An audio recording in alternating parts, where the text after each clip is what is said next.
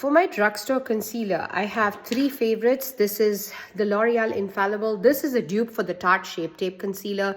I use it in the shade 405 Toffee or 410 Almond.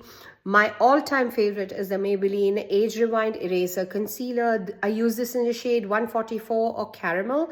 This is exactly my skin tone shade. So in MAC foundations, I'm an NC42. Beautiful, beautiful concealer. But today, I'm going to use this one, the Milani Conceal in Perfect Longwear Concealer. I'm using this in the shade 150 or Natural Sand. It comes with a nice flat doe foot applicator. I don't even use a corrector with this concealer. If you're someone with a lot of hyperpigmentation, this amount of concealer is enough for you. But I suffer from a lot of hyperpigmentation. Now, my technique is always to make the concealer marinate on my skin for at least 2 to 3 minutes so that it increases the coverage of the concealer. I always prefer high coverage concealers. That is only because of my hyperpigmentation. But if you don't have a lot of hyperpigmentation, go ahead and get one of those serum concealers. I believe the L'Oreal True Match Serum Concealer is really good. My concealer is marinating for about 2-3 minutes now. My most favorite brush that I use to blend out my concealer is this one. You would have seen this in some of my tutorials. This is a Morphe G2 brush that has now been discontinued, unfortunately. So that's why I'm not going to use this in this, tutorial.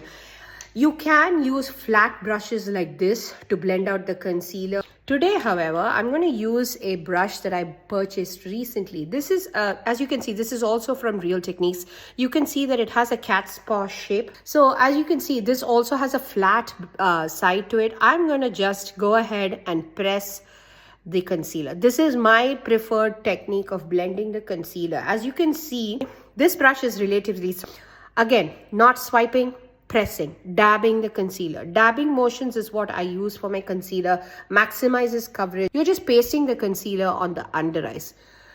Can you see that? How full coverage is it? It's got that nice hydrating feel to it. Going to do the same on the other side. Again, moving the angles of the brush as in how I need it to make sure that it moves along the contours of my under eye area. And that is how I do my under eyes. It is such a beautiful concealer in my opinion.